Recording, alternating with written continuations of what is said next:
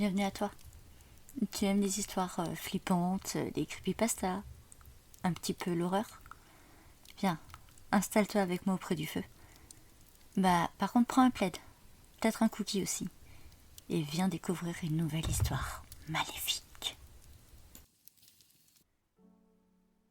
D'aussi loin que je me rappelle, j'ai toujours considéré Cathy comme ma sœur de cœur, ma meilleure amie.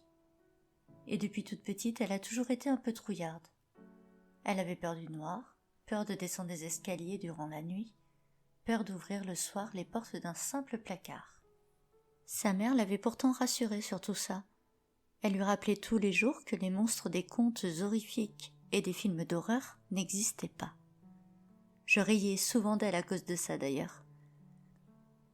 Je lui avais même expliqué un jour que le cerveau aimait nous jouer des tours et que cela s'appelait la pareidolie, lorsqu'on pense voir un visage dans une tache ou une forme dans un nuage, que c'était simplement un fait scientifique et que rien de paranormal ou d'horrible ne l'attendrait sous son lit le soir.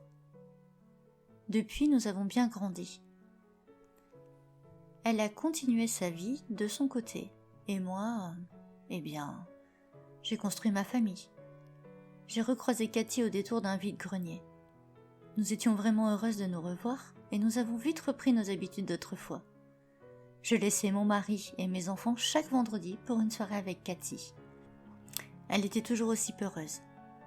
Je lui avais proposé une soirée cinéma pour aller voir le second volet du film Ça, l'histoire d'un clown maléfique qui mange les enfants. Rien que de lui en parler, elle tremblait de tout son être. Ce fut un non catégorique de sa part, et nous nous sommes donc rabattus sur une parodie américaine dont je n'ai même plus le nom.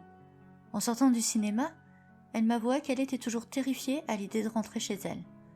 Cette peur était réapparue lorsqu'elle avait emménagé dans son appartement. Je l'avais visité, son appart pourtant, et rien ne pouvait donner cette sensation dérangeante qu'elle me décrivait.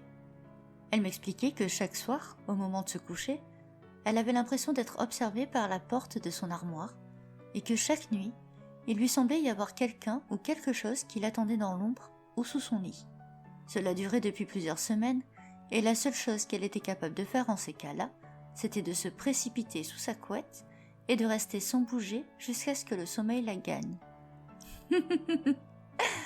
Encore une fois, je riais, je me moquais d'elle. Je lui réexpliquais ce que sa propre mère lui disait toujours. Non, les monstres des contes horrifiques et des films d'horreur n'existent pas dans la vraie vie. Mais quelques jours après, Cathy fut portée disparue. Sa mère était folle d'inquiétude.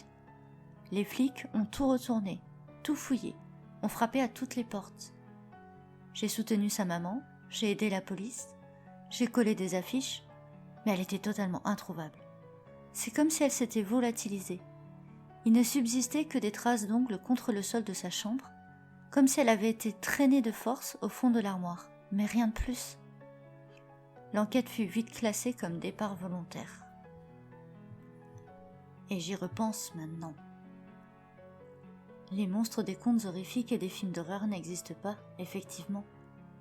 Mais ce soir-là, Cathy a voulu se prouver qu'elle était plus forte que cette peur qui grandissait au fond d'elle depuis tant d'années. Elle s'est dirigée d'un pas rapide vers son armoire, alors qu'elle y était observée, et a tiré d'un coup sec la porte. Contrairement à tous les autres soirs, je n'ai pas eu le temps de me fondre dans l'ombre derrière ses robes. J'ai donc dû lui sauter dessus. Les monstres n'existaient pas, disait souvent sa maman, mais elle a oublié de lui dire une chose malgré tout. J'y pense alors que ma lame s'enfonce doucement dans le ventre délicat de Cathy et que j'entends son sang tomber goutte à goutte contre le sol de ma cave. Les monstres n'existent pas, sauf ceux qui se cachent au fond des humains. C'est ça que sa mère aurait dû lui expliquer. Dommage, c'est trop tard maintenant.